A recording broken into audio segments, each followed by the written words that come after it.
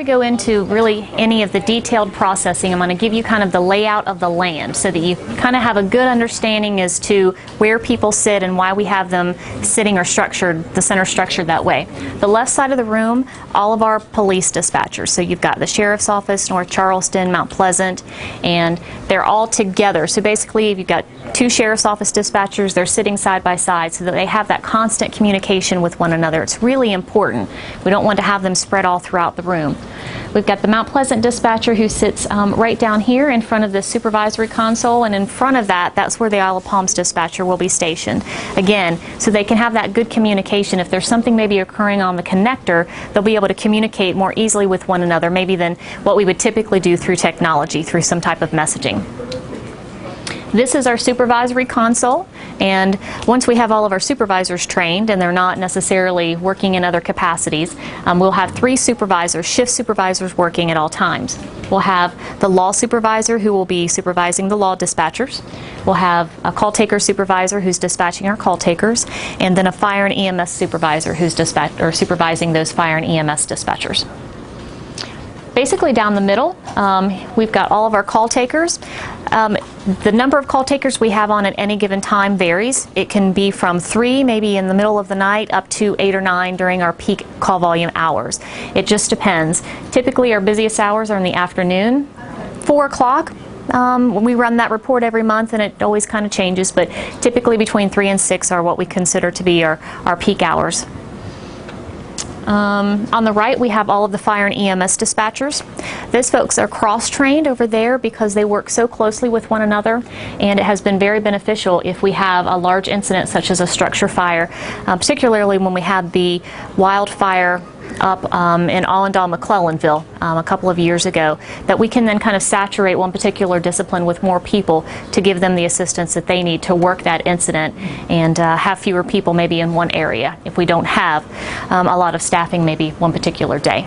Allison, explain the difference between a call taker and a dispatcher, because that is one of the big distinctions between the way 911 calls come into the Isle of Palms right now and the way they will come in when they come into the Consolidated 911 system. That is correct. So we do have individual call takers, and all that person does is solely focus on the caller.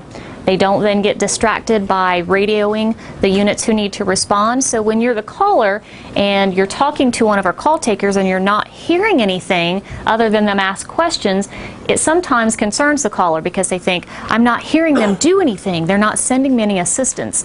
That's because we've handed that call off to a dispatcher who is now sending you the assistance that you need. You just don't hear that. It's all done basically in the background. So we focus solely on the caller, asking questions and then providing you with some pre-arrival instructions or some type of instructions that we want you to know before your first responder, whether it be a police officer, fire truck, or medic unit, before they get there. You need CPR, maybe you have to deliver a baby. We have those happen all the time. You'd be surprised.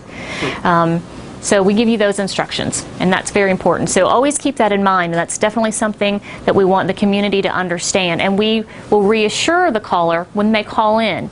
We're going to ask you some questions, and my partner will be sending you help. We want to, and sometimes we have to state that several times during the call because callers don't necessarily always hear what you've told them.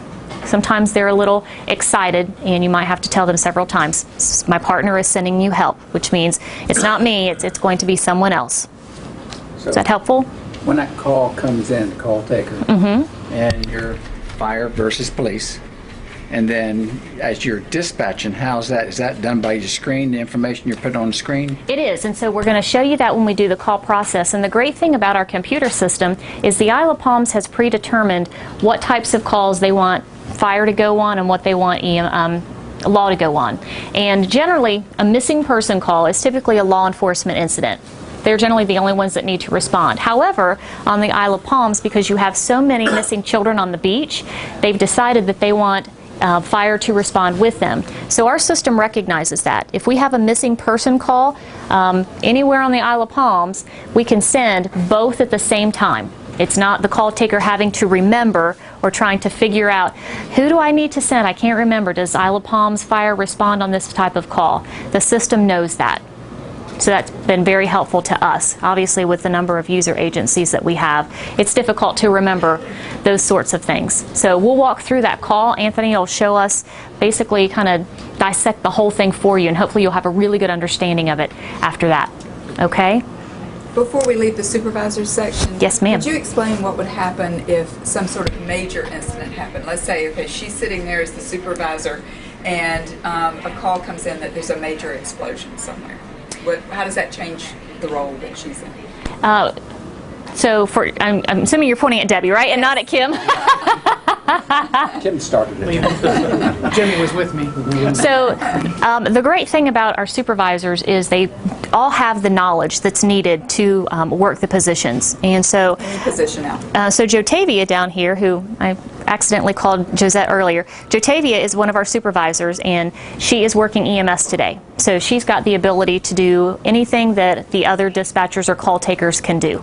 So it allows us, obviously, to be very flexible. Now, we typically try not to do that, and she's not on overtime today. She's not on overtime today, is she? We had a whole? Cross-training. Oh, she's cross-training. So typically, we don't need them to work the floor, but in the event that there is a large-scale incident, something happens, it gives us the flexibility to get some extra assistance on the floor until we can get or call some people in. So what's the screen layout? Definitely. All right, so this is our video wall, and I'm glad that you said that because that reminds me I want to go over the automatic call distribution. This is our video wall, and the top left 4 screens, that's what we call our ACD, our automatic call distributor, excuse me. And that is basically the system that distributes the call amongst the call takers. And we have 4 separate queues, what we call queues. We have our 911 queue, which is the highest priority queue, and that means that any 911 call that comes in takes precedence over any other type of lower priority call. So if you've got an available call taker, they're going to get that 911 call before they get anything else. The second queue that we have is called a PSAP queue, and PSAP is a public safety answering point, like the Isle of Palms, the city of Charleston. They're public safety answering points. That queue is for them to call us, and that's a high priority queue because typically if they're calling us, they need some type of assistance from us, and they need it pretty quickly. We don't want them to have to go through the typical administrative line and maybe ring longer than what their queue would ring. The third queue is an emergent queue, and that is generally for alarm companies. So an alarm company wants to call in, they want a number that's not a typical administrative line, they want something with a little bit higher priority, so that's why we have that queue for them.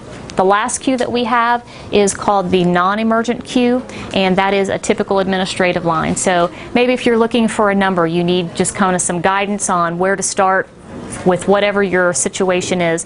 The 743-7200 number is going to be, or is, our administrative number. And so that's the number that we could provide the residents, or do provide the residents of Charleston County. All right. The bottom, obviously, is the news. The top is a great system that we have had developed for us by SCRA, and that's South Carolina Research Authority, down on International Boulevard near Boeing and the airport. They have basically collaborated with several of our partner organizations, such as the Coast Guard, SCDOT, and they have gone in and they have taken our CAD system, which isn't up here, but they've taken our CAD system and they can extract that data live. So that we can see on that screen all of the calls that are occurring from the units who have actually those mobile data terminals in their vehicles. We can see where they are, whether it's police, fire, or EMS, what they're doing. We can actually see if they're not doing anything and they're just driving. We can see the rate of speed at which they are going. So if we've got someone who's driving pretty fast, we're going to know it. They've also got direct feeds into the cameras for SCDOT and the Coast Guard. So if we need to pull up a camera to determine something that may be going on close to there, and we can give some additional information to a first responder, it can be very helpful. I know the chief said that you're getting ready to redeploy 4 cameras down on the Front Beach District. And so that means not necessarily that we monitor those, but we have the ability to pull that up in the event that we've got a call that occurs there. So Alistar is something that we're continuing to develop with all of our partners. It's been fantastic. The bottom is, it's a dashboard from a system that we use. It's called First Watch, and First Watch is really an analytical tool that we use. So for instance, we can set up what's called a trigger, and if we get X number of calls in a certain period of time, maybe for food poisoning, and EMS goes, that's going to set off a trigger that perhaps you've got something more going on there and that someone needs to look at that. And that can send a page, an email, or whatever to whomever we have it set up. So maybe Mr. Lundy, the director of EMS, wants to know, if I get 4 calls of food poisoning in a 2-hour period, I want to know about that. That information will go to him. This also, the triggers that we generally have set up that we're looking at are how quickly we're dispatching calls. So for fire and EMS, we strive to get those calls out from the call pickup time, meaning as soon as we pick it up off the hook to the time the units are sent. Our goal is to get that out in less than 106 seconds. So we average anytime between 60 seconds and 106 seconds. And we're pretty good about 90% of the time we're meeting that goal. And it fluctuates back and forth, but again, it's kind of a dashboard so that we can see how well we're doing and what we might need to change. Maybe it allows us, gives us information about more staffing. Maybe our numbers are too low and we need some additional staff on the floor. So it's been very beneficial to us. All right, any questions about that? One last. On that Yes. upper left, I see there's 2 and 4, so I guess there's 6 lines, and it fluctuates like 2 and 4 right now. There could be 3 and 3, or 5 and 1, or 6 and 0. It could be. It's depending on the number of call takers that you have. Again, we could have 8 or 9. Depending on the Depending on the time of day. And so it goes by queue. So the top left-hand corner is the 911 queue, and it tells me right now I have no calls in the queue, the first number, that's 0. 1, where it says ready, it means I've got 1 call taker who is available to answer 911. The number 5 is obviously that I don't have any available, and then the number 1 after that tells me that I have 1 person on a 911 call. And of course you see those numbers continuing to fluctuate depending on what phone line they've answered, how many you have available, how many phone lines are ringing in the center. So generally you hope to see 0 calls in the queue. That first number, you really want to see 0 there all the time, because that means that you're doing your job, those calls are being distributed and answered. All right, this is Anthony. He's one of our call takers, and that's all he does all day long is answer the phones and process these calls. He's never on the radio. This is our telephony system, and here's actually the phone piece of it, and this is the corresponding map. So when we have a 911 call come in, this right here is populated with information, and it's either going to tell us wireless information or it's going to give us a landline information and a specific address. With that information, that address information, it's going to populate up here on the map. If it's a landline, it's going to tell us exactly where you are. If it's a wireless call, it's going to hopefully tell us something within about 300 yards of where you are. It can get pretty close. It will also, if your phone is updated and has GPS, it will give us lat-long information, which then gives us an even better indication as to where you could be on the map. We use that a lot. We talked about that with the previous group. We can use that a lot on the beach, but obviously in the water, because you have no roads in the water. So it's extremely helpful when you've got someone calling in and they can't tell you exactly where they are, whether it's in the ocean, intercoastal waterway. That will then really narrow it down for us where we need to send that help. And Allison, one of the things when we did our worked with Anthony on the calls as a staff, that if you disengage on your cell phone the thing so nobody can find you, 911 can still find you, correct? Yes, that privacy, like that little privacy bar on like iPhones, yeah, you can turn that off, but that does not keep us from knowing where you are. Triangulate. Right. The same with the Android. You can turn off the locations. The only one, however, by law that the wireless companies have to keep in contact is the E911 service. Yes. So this is the computer-aided dispatch, what we call CAD, and this is where all the calls are processed and then kind of sent out to wherever they need to go from there. So I'm going to have Anthony kind of walk you through what that screen looks like. We'll actually have him answer a call for us so that you can see the questioning and how quickly that call gets to a dispatcher, whether it's a law dispatcher or... Yep, come on in. So this is our basic layout. We have our map here, which I can change to go to any location, and it will show me that I have a call here. I have 2 calls actually. It shows me the location and that I have a call at this location. This here, when the call comes in and I take the call, it opens a screen that looks like this. This is our emergency call taking screen. We'll get the information. If it comes in on 911 and it automatically opens, most of these fields are already filled in and the information is transferred over from the phone into the CAD. However, if it's not, then we have to go through everything from the very beginning and fill it in manually. Stand close to him so we can pick up what he's saying. As everything that goes in, we can go through here, we'll add notes. The good thing about using the CAD system is that the responders, fire, EMS, law, if they have the computers in their cars, they see the notes that we put in, they see the notes in real time. As soon as we hit enter, they'll get the information. If they have questions, their dispatchers will put it in to the notes. They'll put the notes in and they'll show up automatically. Explain the significance of the colors. The colors is basically they're set up by priority, with the purple being our echo response. Everybody is going full lights and sirens all the way down to this hot pink fuchsia color is for officers that have the MDTs. They're officer initiated calls, traffic stops, your follow-ups when they radio in and say they're doing something. That's what these colors are for. This light blue colors here, or the dark blue, sorry, are basically special assignments. Somebody's going out to serve a warrant, we'll put it in a civil process, and then that's basically your colors. That's what they mean is importance of priority is the changing colors, so that way it's numbers here and also visual with colors. What are the yellow ones? There's 2 different colors here. This is the yellow, which is 4, and then there's 3. Basically, it's the priority, and the priority is how the dispatcher gives the calls out and how they're handled by the officers. So that's your 1 through 6. 6 being your lowest level of response, 1 being your highest.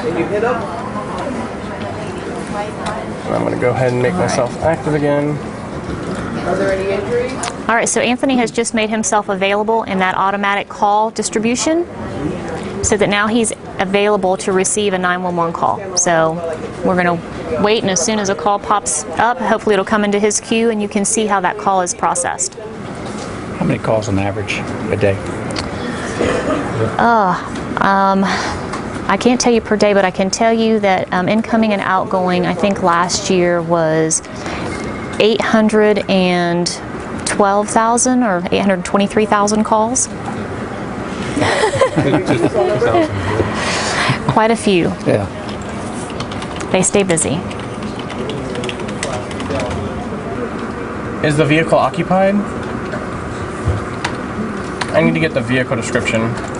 What color is it? Alright, good. Are there any hazardous materials involved? And what is the exact location of the vehicle? Is there anything that can catch fire and gas and liquid?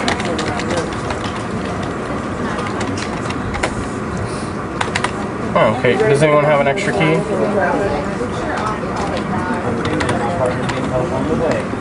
Alright, an officer will be dispatched as soon as possible. They just need to come in the front.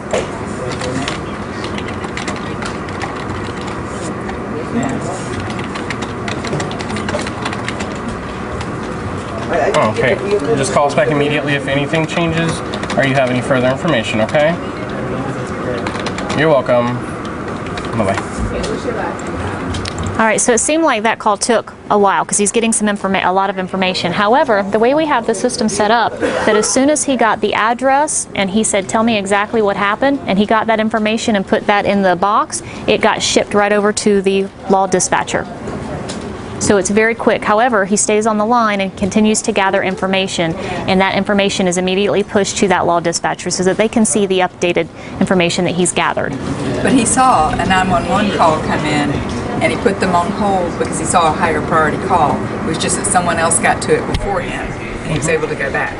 So you're able to see as the incoming calls are coming, the severity. Yeah, and right now we have 0 incoming calls, and we have 4 people ready.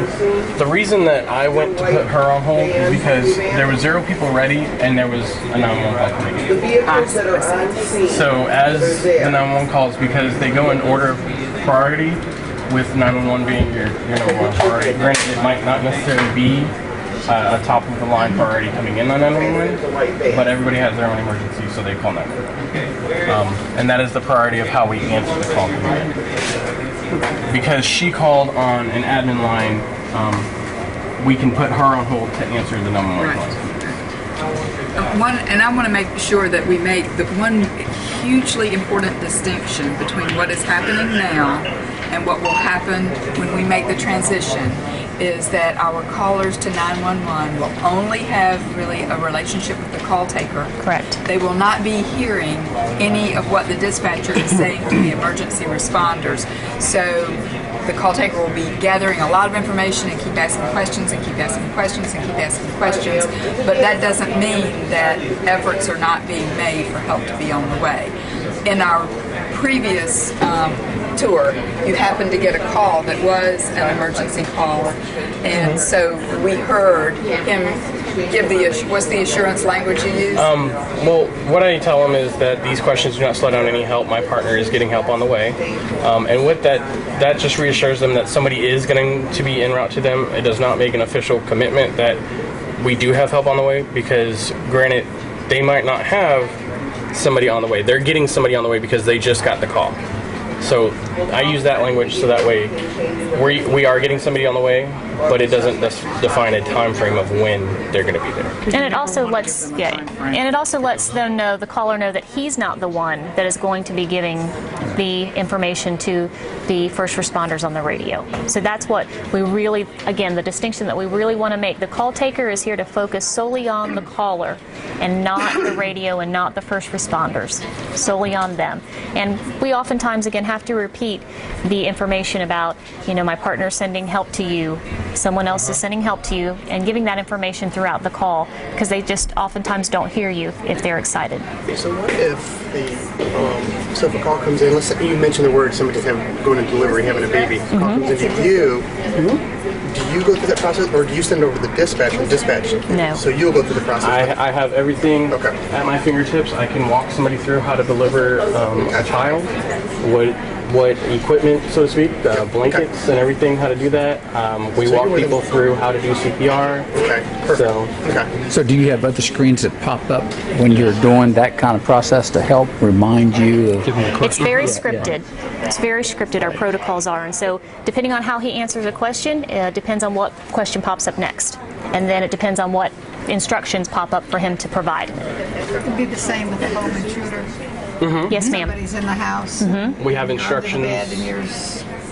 Okay. Well, on the previous tour too, each of these guys are not just paying attention to what they have going on here. They're also paying attention to the screen, and they're paying attention to other callers. Because in our previous tour, one of the other call takers was, you picked up on that they were giving instructions for CPR. So he immediately let the EMS folks know, one of the call takers is giving instructions for CPR, so that the intensity of that call, they could pay attention and stay focused on that, and EMS could get help there quickly. We try and work as not necessarily as individual people here. We work as a team. If we hear somebody else giving CPR instructions, we'll put those notes in the call and then tell, they're doing EMS on this call, so that way they can let those units know, hey, they are doing EMS and stuff like that. So that way the units know, the dispatcher knows, and the person that's doing the CPR can focus just on CPR. How long do you have to train to learn how to do all this? I know you're constantly on training, but We do have in-service training all of the time, but once we hire someone, they're in classroom for about 7 weeks, and then once they come out of the classroom, then they are on the floor doing on-the-job training for 10 weeks after that. Then they go into an observation period where they're observed by a supervisor to ensure that they can be working independently. So it does take quite a bit of time for them to be prepared and ready to do this job. One question, if we had like a major disaster, like a bombing, and most people won't know what to call, they'll call 911. Then this whole room would then become just centered on that disaster? Or not necessarily, because other emergencies are still happening. There's still babies being born, people having heart attacks, domestic violence, and so obviously the 911 queue is going to be probably off the chart. Off the chart. That's probably a good way of putting it. There will constantly be 911 calls coming in. Some telephony systems have the ability to say, okay, you know you've got an incident in this area, and it will allow some calls through, but then it keeps other 911 lines available so that if you've got other incidents occurring in throughout the rest of the county, those lines are available for those callers. Well, to that point, I've called 911 before to report a traffic accident I've observed. They've already received a call from somebody else, maybe the people involved, but they know that. Yes. By looking at the screen, they know that there's already a call for that location, and they do. And so they can get rid of me quickly. The system will pull up and it'll pop up a box that says duplicate call, and so we automatically know. And of course, again, they are constantly looking at what calls are in the queue, whether it's a assigned call or it's a pending call, meaning pending that the dispatcher hasn't done anything with that yet. And that was one of the things that we talked about on the previous tour. The question was asked of Anthony, how do you know when someone has acted on the call that you have just taken? You'll minimize that. So his call will be in this queue here. It's called a pending incidents queue, and that's where it will sit until the dispatcher has actually acted on that call. As soon as the dispatcher has assigned a unit to that call, then it comes down here in what's called the active incidents queue. So that's how we're able to kind of follow it along. It's very visual, yes. I see Anthony squatting down, and I noticed the height of this, and he's standing up. So, I mean, is this table adjustable for? It sure does. I don't know how that works. It's like a lead question. That was a planting question. It sure was. So Well, see how we sit on balls, we stand up. This is Evan's console. That's nice. It's been wonderful for the call takers. It does go up, it goes down. The other buttons, toggles over there, yes. I can raise, I can tilt the screen. I just unplugged one of the monitors. Oh, it's back. And so, when this has to be very intensive, how long do you stay? I mean, an hour, then you take a break, or? The shifts are 12.25 hours, and they get 3 15-minute breaks a day. But it can be very intense. Now, if something happens, if there is a call that is especially traumatic to a call taker, we have some dorms down the hallway that we didn't even show the last group, we hadn't gotten to that yet. Some dorms down the hallway where they can go and kind of decompress, so to speak, and spend some time away. And we really try to keep an eye on that, because we've had some really bad calls, people being shot on the phone, and you have a call taker who's hearing that, and so it does have an effect on them. Right. I know one of my tours that I came through here, one of the young ladies took a 911 call for a guy that was attempting suicide. She was on the phone with him for 3 hours, and I watched her for 3 hours be on the phone with him. She did an outstanding job. We had one call that she was on the line with the person. He threatened to shoot the officers that were coming, and so she had to stay on the line with him, the negotiator, and she was on the phone for about 3 hours.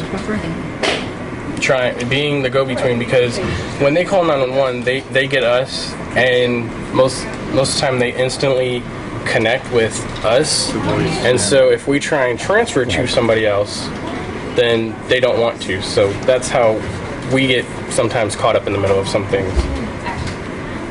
Okay, so some more technology I want to show you over on the EMS side that I love. It's really great. And again, as soon as we've gotten the address and tell me exactly what happened, and you say, I've fallen, like Anthony had before, I've fallen, he types in falls, and it immediately goes over to the EMS and fire disciplines to be dispatched. And again, our goal is to get that in and out in less than 106 seconds from the time we've picked up that phone until units have been assigned, so it's pretty quick. EMS, they are doing some beta testing with it on the law side in North Charleston.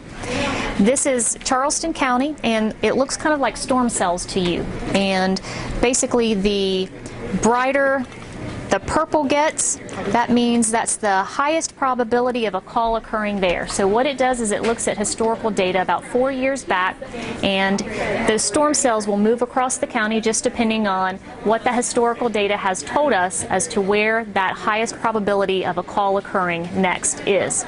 So using this information, we can then tactically post those EMS units around the county. So if you see a storm cell that's got bright purple or orange, looks like a thunderstorm, you know that that's probably where a call is going to occur next.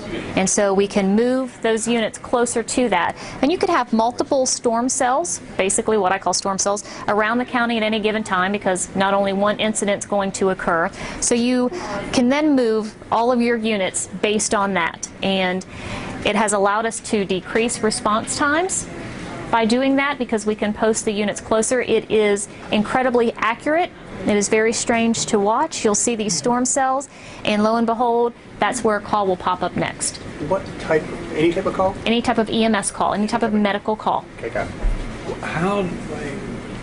That's just fascinating to me. How do you know that? I mean, well, basically it goes back about 4 years, and it'll say 4 years ago on today's date between the hours of, I don't even know what time it is. It'll usually do like a 2-hour window, and it'll say then 3 years ago on this date, 2 years ago on this date, 1 year ago, and it, based on all of that historical data, it will then populate this map with those storm cells, and it is extremely accurate. But are the storm cells pretty stagnant? I mean, if I looked at this screen 3 days from now, would it look larger? Oh no, the same? moves constantly.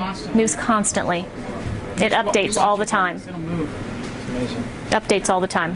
That's incredible. It is. I can see in traffic patterns when there's accidents on the road, and rush hour traffic would have a higher incident on 26, for instance, as opposed to West Ashley or something. But that doesn't seem to be the pattern. No, it's kind of the same thing, I guess, for like when they say during full moons. that we were talking about that before. And yes, we do have on full moons. You are right. We have usually some higher call volumes and generally more, I would say, more intense calls. Correct. where's on full all moons. pumps there? Where Medic 11 is. Where is that? I think I see the peninsula. That's my area. Yeah, that's the area she's working. I was trying to zoom in. I think that's what There you go. So How are we doing?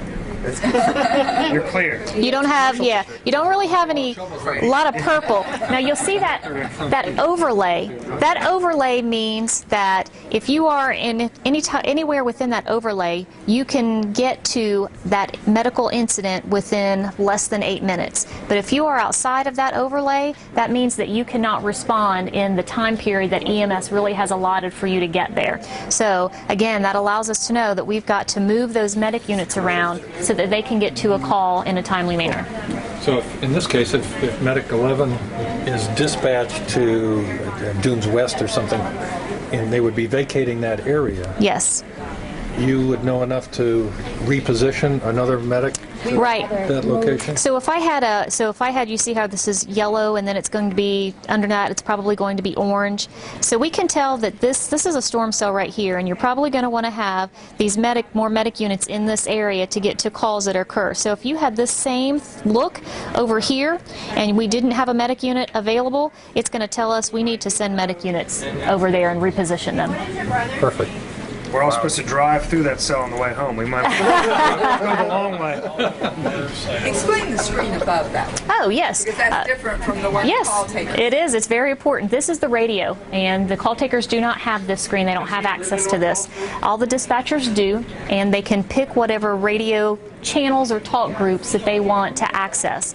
We've got a lot of them. So EMS typically focuses on fire and EMS, law focuses on law because there are just too many to have on your screen. The real estate just doesn't lend to having all of the talk groups on there. Unless you're a supervisor, they'll generally have everything up. So this is where they can see everyone calling in. If you have, again, if you press your emergency button, we were talking about that downstairs, this is where it will pop up and let us know what radio that is. What does this screen do? This? Yes. Okay, so when we were talking with Anthony over there, we talked about here's where his call was, and that's where he was waiting to see if somebody was going to do something with it. It then popped down here, but Jotavia, she wants to know where her units are and what they're doing. Not just the ones that are assigned to calls, but she can maybe see them moving here because they've got those MDTs, and she can see updated information over here. So she's wanting to see specific unit information here instead of having to look there at call information. So she's seeing the same thing, it's just presented in different ways. So if a unit is down because they're training or mechanical maintenance or something like that, she's going to mark it right there. Correct. It'll mark there and she won't dispatch it. Right, exactly. How do you, if something happens over Area 11 and you have to move another vehicle, are all vehicles interchangeable? Mutual aid, like on Isle of Palms, if we have a call on Sullivan's Island, we back up. Does every vehicle back up? These are all EMS vehicles. Yeah, yes. EMS. Yes, for county EMS they do. Now, of course, they have supervisors who drive quick response vehicles, and they be able to get on scene and provide the immediate care that's needed, but they can't transport. So they'll have to have an ambulance. Say all of their ambulances were tied up, EMS had none available, we would then reach out to one of the private ambulance services like, I guess, Heritage? American Heritage. We would reach out to them maybe and ask them if they could provide an ambulance for transport. But we do have a medic unit that responds.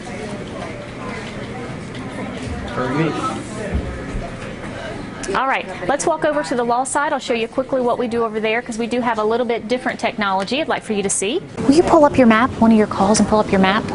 So the dispatchers do what? Oh, Isle of Palms, there you go. We'll look at that.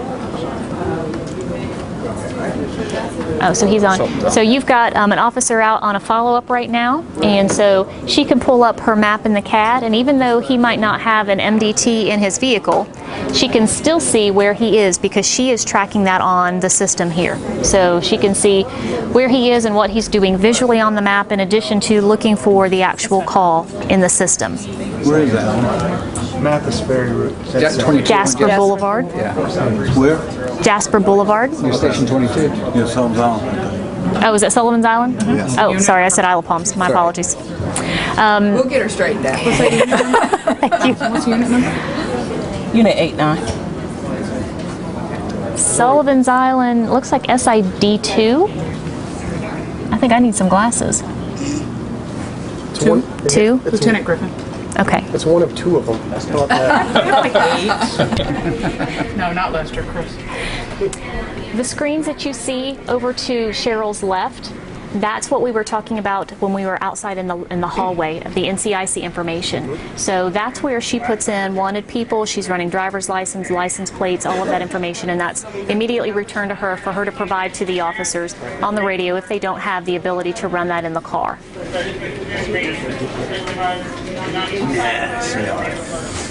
This way till I leave, make it fun.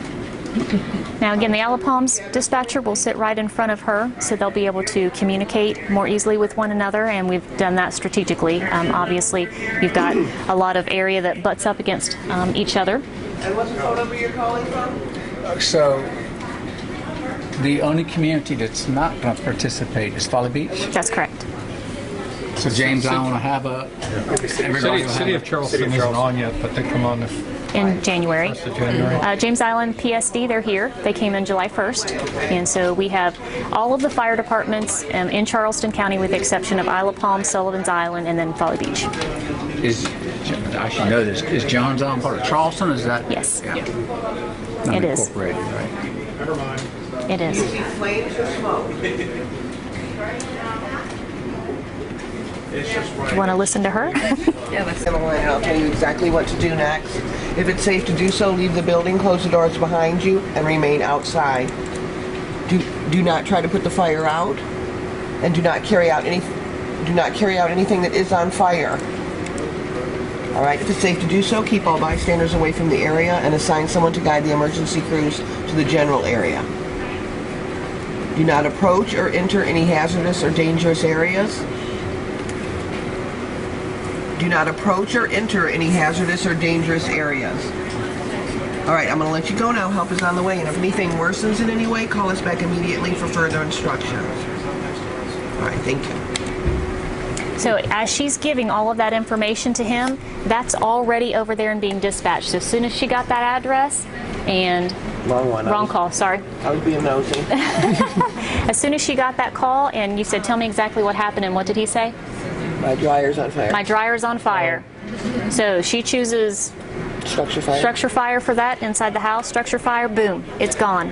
And out the door in hopefully less than 106 seconds, but truly we strive for 60 seconds, and a lot of times we make it there. Please tell me that call wasn't on the island. No, ma'am. Thank you. And it was contained. So, but you heard her continue to go through the information so that he remains safe, and that's really what the idea of the protocols is safety, whether it be citizen safety or the responder safety. Well, it's interesting because the script is there, but depending on how they answer it, the script will change. Most definitely, Right, depending yes. on how they answer a question. Okay. So if they answer yes or no, it could take you someplace else. Okay. And you have to actively listen so you know what to say. You don't say everything. Correct. You guys scared What me. about the Sorry. to see on TV that the dispatcher or someone will say, "Well, I want you to keep calm, stay on the line till the police get there," or something like that. Do you do that? Sometimes. Sometimes. It depends on what it She did is. because of the fire, obviously. Right. Yeah. But sometimes we do. If it's maybe if it's a burglary in progress, some type of home invasion, we'll most definitely keep people on the line because we want updates for the first responders, but we also want to try to make sure that the caller realizes we're here to help you. They're scared to death, and they need to know that they've got someone's attention, that they've got help on the way, and that's what we do for them. Even though at that point we might not be able to offer them anything else, just that connection between the first responders and them is oftentimes enough. My sister had a dryer fire in Columbia in '88. The house went up in 5 minutes. It was gone. Now, see, he said it was contained, and so I didn't tell him to go out, but then at the end, you tell him to leave. If he would have said it was not contained, he would have been directed to go outside immediately and get everybody out of the house. And you said 5 minutes, it goes up, the house will go up fast, which is why our goal is less than 106 seconds. Yeah.